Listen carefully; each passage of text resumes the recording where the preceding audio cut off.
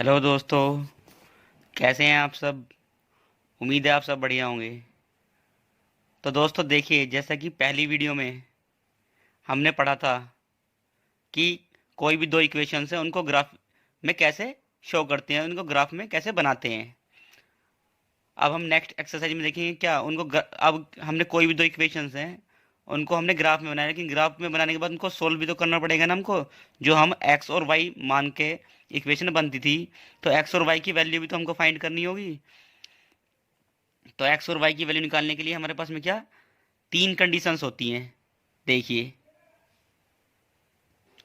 अब देखिए case first में क्या हमने जो लाइन ली थी, वो सपोज कीजिए कि हमारी स्ट्रेट लाइन आती थी, एक रेखीय एक रेखा आई है, ये हमारी इक्वेशन फर्स्ट की लाइन आई है। और दूसरी इक्वेशन की हमारी लाइन आई है ऐसे। तो जहां पर ये पॉइंट इंटरसेक्ट किए हैं एक्स वाई, ये हमारी एक्स वाई की वैल्यू होगी। और इसे हम क्या कहेंगे, वन सॉल्यूशन।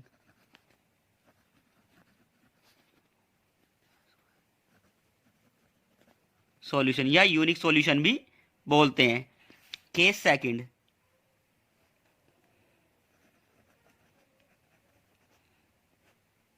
केस सेकंड में क्या,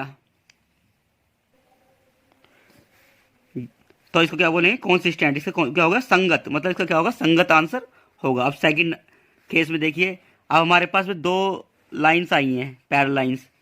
और ये ऐसा भी तो हो सकता है कि हमारी कहीं पर टच करे ही ना, जैसा कि लास्ट एक्सरसाइज में, पिछली एक्सरसाइज में हुआ था। तो इसका क्या होगा, जब ये कहीं पर कटेक्ट करेंगी ही नहीं, तो इनकी क्या कोई वैल्यू कहीं निकलेगी नहीं, तो इसका क्या हो जाएगा, नो सॉल्यूशन। No solution. अब केस नंबर 3,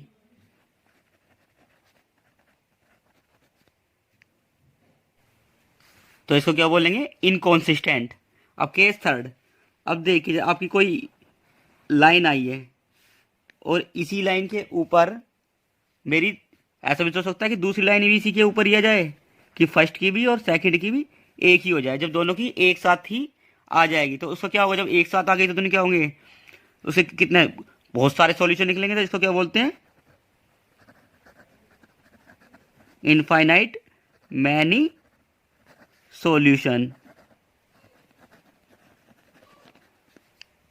इसको क्या बोलेंगे, इनफाइनाइट मैनी सॉल्यूशन। मतलब क्या होंगे, इसके बहुत सारे आंसर होंगे।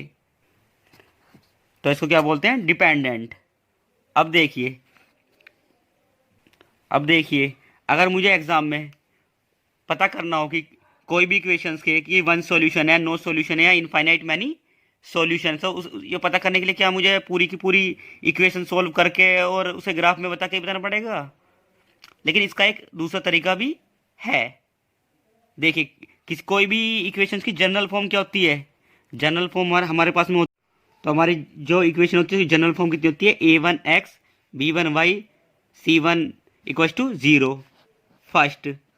और दूसरी कितनी होती है, a2x plus b2y plus c2 equals to 0, ये सेकेंड इक्वेशन, ये जनरल फॉर्म होती है।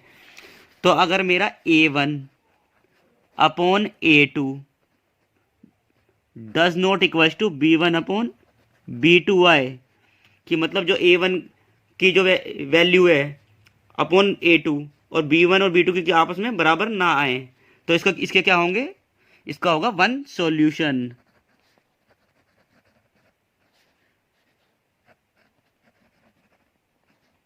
तो इसका क्या होगा, वन सॉल्यूशन होगा।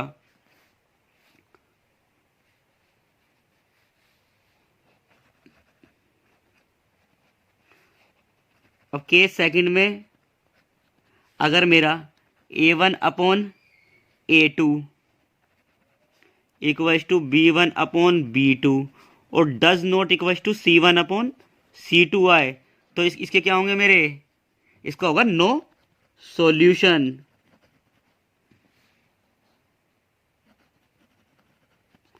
अब case third,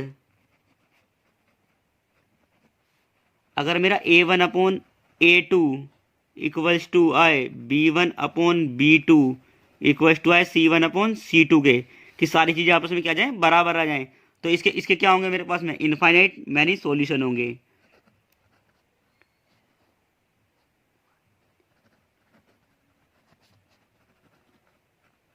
many solution,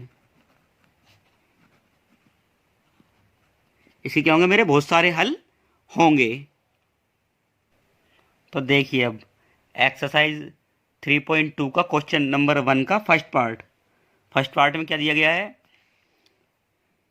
10 student of class 10th took part in a mathematics quiz, कि क्या क्लास कक्षा 10 के 10 स्टूडेंट ने क्या एक मैथमेटिक क्विज में पार्टिसिपेट किया, भाग लिया। If the number of girls is 4 more than the number of boys, क्या कहा गया है कि यदि लड़कियों की संख्या लड़कों की संख्या से 4 अधिक है, क्या है, लड़कियों की संख्या लड़कों की संख्या से क्या है, 4 अधिक है, तो find the number of boys and girls, कि क्या करना है, लड़कों और लड़कियों की संख्या को ज्ञात करना है। अब देखिए इसमें ग्राफ भी बनाना है और क्या करना है, मुझे सोल्व ग्राफ से उसका आंसर भी निकालना है। तो मैं क्या करूँगा, सबसे पहले मैं मानूंगा let the number of girls is equal to कितना, x, और number of boys equal to y।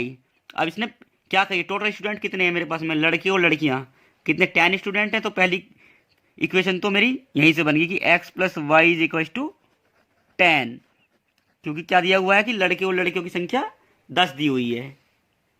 ठीक है, अब सेकेंड इक्वेशन के लिए क्या कही इसने, if the number of girls is 4 more than boys. दो इक्वेशन में आपको पता ही है कि क्या होते हैं, दोनों बराबर होते हैं। अब किसकी 4 टाइम्स ज़्यादा है, 4 ज़्यादा है, गर्ल्स की ज़्यादा है, लड़कियों की संख्या क्या है, ज़्यादा है, लड़कों की संख्या से 4 अधिक। तो मैं किसकी अधिक कर दूंगा, लड़कों की अधिक कर दूंगा, जिससे कि क्या हो जाएगी मेरी इक्वेशन बराबर हो जाएंगी। ये क्या बन जाएगी मेरी, अब मैं इसे निकालने लगूँ तो ये बन जाएगी मेरी इक्वेशन नंबर 2 बन गई। अब मैं इन इक्वेशन से क्या करूंगा, एक्स और वाई की वैल्यू निकाल लूंगा। अब पहले 4 इक्वेशन फर्स्ट, पहली इक्वेशन के लिए निकालेंगे। अब देखिए कैसे निकालेंगे, और जो इस वीडियो को पहली बार देख रहे हैं वो इसे एक्सरसाइज करने से पहले एक्सरसाइज 3.1 देख लें, जिसका लिंक मैं डिस्क्रिप्शन में डाल दूंगा, जिससे आप लोगों को समझने में फिर आसानी होगी। अब देखिए एक्स और वाई, अब देखिए अगर क्या, अब देखिए पहली इक्वेशन मेरी कितनी है, x plus y equal to 10। अगर मैं इसमें y की वैल्यू 0 रख दूं, यहाँ पर क्लियर ही है कि x की वैल्यू कितनी आ जाएगी, 10 आ जाएगी। अगर मैं y की वैल्यू कितनी 5 रख दूं तो 5 हो जाएगा, इधर इधर माइनस करूँगा तो कितना आ जाएगा, 10 में से 5 माइनस किया तो कितना आ जाएगा, 5 ही आ जाएगा। अब ऐसे ही इक्वेशन नंबर 2 के लिए,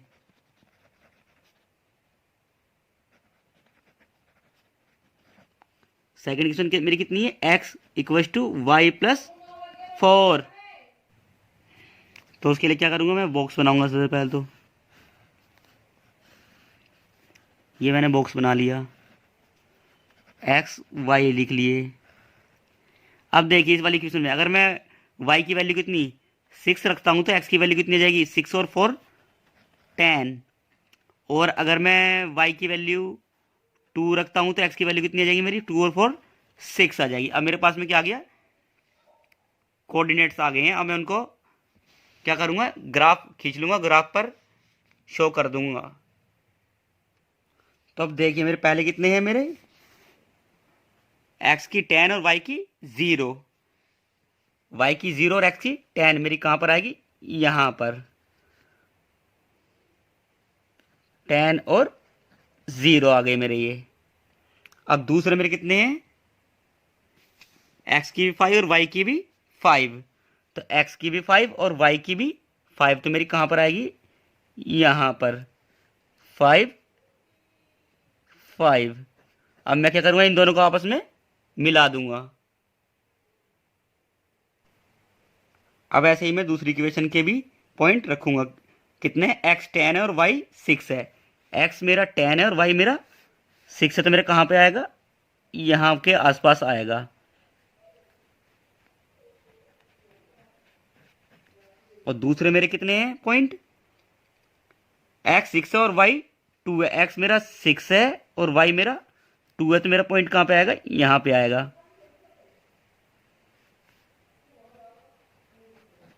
अब मैं क्या करूंगा, इन सभी एक स्ट्रेट लाइन खींच लूंगा। तो ये मैंने लाइन खींच ली। अब देखिए मेरे जहां पर ये मेरे इंटरसेक्ट, मतलब कि इंटरसेक्ट हुए हैं, तो वही मेरी एक्स और वाई की वैल्यू होंगी। एक्स कौन सा है पाया मेरा, ये आई मेरी 7 7, और ये आया मेरा 3, तो 7 और 3।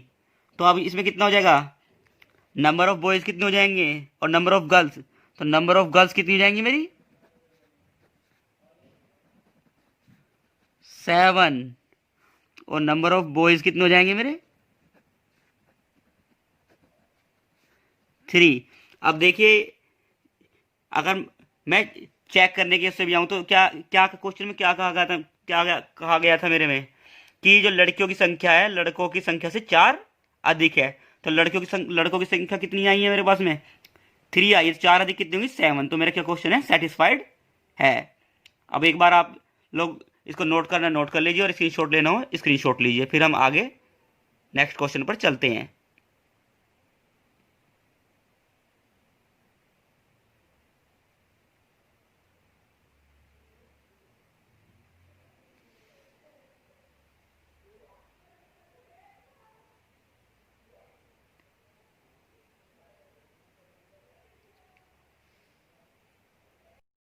अब देखिए अब हम करेंगे क्वेश्चन नंबर 3। क्वेश्चन नंबर 2 और क्वेश्चन नंबर 3 एक जैसे ही है, इनमें बताना है बस केवल कि कॉन्सिस्टेंट और इनकॉन्सिस्टेंट।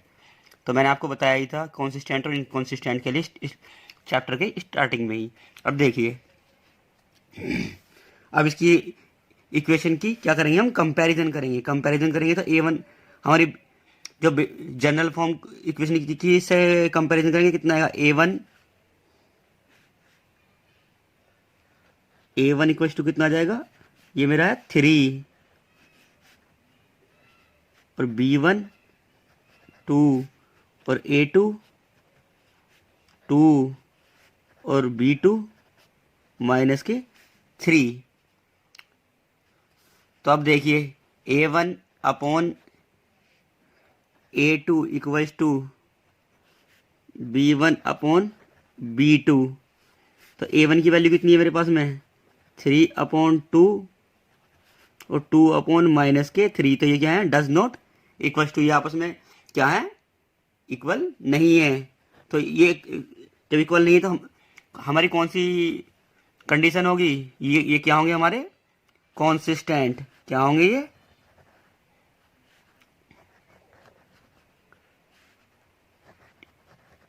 कॉन्सिस्टेंट।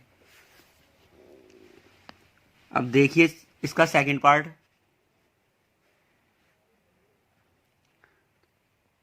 इसमें A1 कितना है 2, A2 कितना है 4,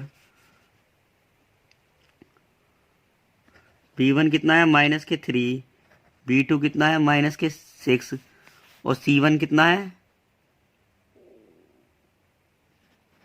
8, और C2 कितना है 9। ये आप लोगों ने लिखना है कि बाय कंपेयरिंग एग्जाम में। अब नेक्स्ट देखिए, अब A1/A2 इक्वल्स टू B1/B2, और C1/C2। A1 की वैल्यू कितनी है 2/4 इक्वल्स टू कितना है -3/6 माइनस के इक्वल्स टू 8/9। अब देखिए 2 1 जा 2, 2 2 जा 4, माइनस से माइनस कट गया, 3 1 जा 3, 3 2 जा 6, और ये मैं काट सकता नहीं। तो कितना है मेरा 1/2 इक्वल्स टू 1/2, और डज नॉट इक्वल्स टू 8/9। तो ये क्या है, डज नॉट इक्वल्स टू। अब ये आया तो ये क्या कौन सी कंडीशन बन गई, ये बन गई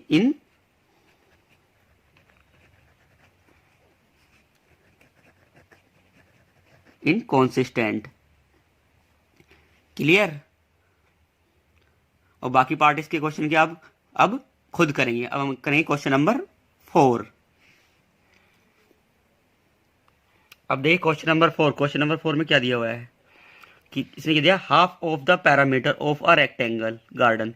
कि क्या है, एक गार्डन है, रेक्टेंगुलर गार्डन है, तो उसका पैरामीटर का आधा,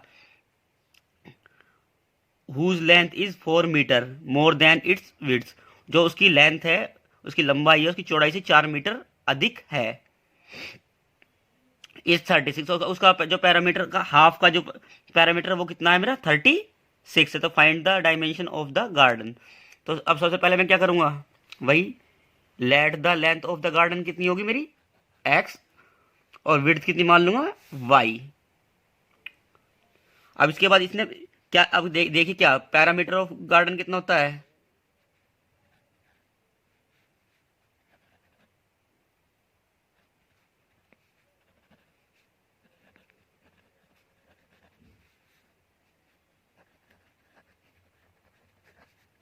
रेक्टेंगल का पैरामीटर कितना होता है, 2l प्लस बी, लेंथ और breath.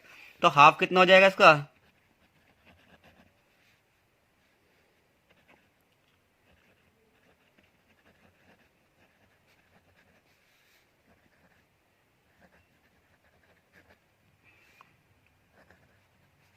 1/2 into 2l plus B.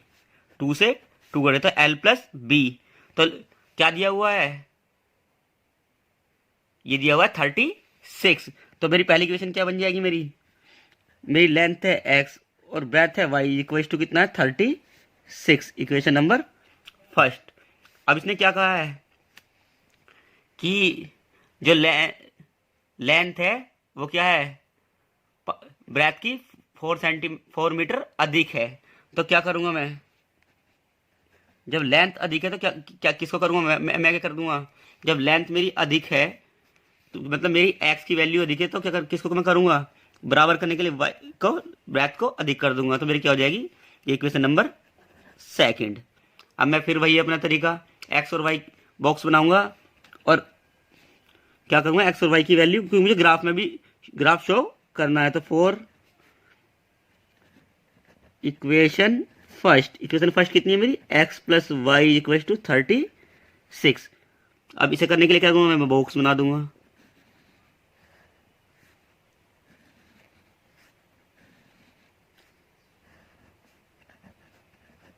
x और y, अब मैं क्या करूंगा, अब मैं करूंगा इनकी वैल्यू फाइंड इनकी। तो अब देखिए, अगर मैं यहाँ पे y की वैल्यू कितनी 16 रख देता हूँ, तो 16 इधर, फिर ये x प्लस 16 हो गया 36, तो 16 को इधर भेज दूंगा तो 36 में माइनस हो जाएगा। तो x की वैल्यू कितनी आ जाएगी, 20। और अगर मैं y की वैल्यू 20 रखता हूँ तो 20 माइनस करो तो कितना आएगा, 16। ऐसे ही मैं दूसरी इक्वेशन के लिए करूंगा। मैं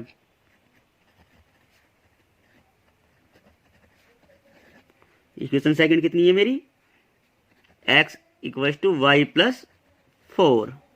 अब मैं इसके लिए भी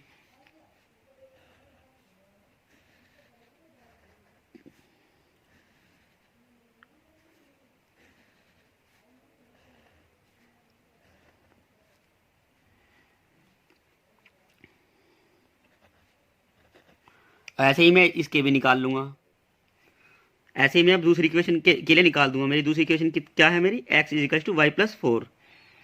तो अगर मैं y की वैल्यू 0 रखूंगा तो यहाँ पर कितना, x की वैल्यू हो जाएगी मेरी 4। और अगर मैं y की वैल्यू 8 रखूंगा तो 8 प्लस 4 12 आ जाएगी। तो अब देखिए मेरा सारा क्या आ रहे हैं, सब 4 के मल्टीपल्स आ रहे हैं। तो मेरा ग्राफ किस में, 4 में बन जाएगा, क्योंकि 4 3 12, 4 2 8, 4 16, 4 20। तो 4 का मेरा ग्राफ बन जाएगा। देख कैसे बनता है। तो देखिए अब मैंने क्या 4 का ग्राफ खींच लिया, ये रहा। अब मेरे पहले कोऑर्डिनेट कितने हैं, मेरे पहले कोऑर्डिनेट हैं कितने, मेरे पहले कोऑर्डिनेट देखिए कितने हैं मेरे, 20 और 16 और 16 और 20, 20 और 16 मेरे कहाँ हैं, ये आए 20 और 16। अगले कितने हैं मेरे, 16 और 20 यहाँ पर आ गए। अब मैं इन दोनों को आपस में मिला दूंगा। और ऐसे ही मेरे दूसरे कोऑर्डिनेट कितने आए हैं, दूसरी मेरे 12 और 8 और 4 और 0, वो भी मैंने 12 और 8 और 4 और 0। अब इनको क्या करूँगा, आपस में मिला दूंगा। तो देखिए अब मैंने क्या किया, ये दोनों लाइनों को आपस में मिला दिया। तो अब मेरे देखिए x की वैल्यू कहाँ पर आ रही है मेरी, 20 पर, जो ये इंटरसेक्ट पॉइंट है, और y की 16। तो मेरा कितना 20 और 16। तो मेरी x और y की वैल्यू कितनी होगी, 20 और 16। यहाँ पे मैं जो इक्वेशन थी वो इक्वेशन भी लिख दूंगा दोनों की दोनों। तो मेरी लेंथ कितनी आ गई, मेरी लेंथ आ गई कितनी 20, और विड्थ आ गई मेरी 16 मीटर। आई बात समझ में। अब देखिए, अब देख, एक बार मैं क्वेश्चन रिपीट करता हूँ, आप लोगों को नोट कर लीजिए, और स्क्रीनशॉट लेना है स्क्रीनशॉट ले लीजिए।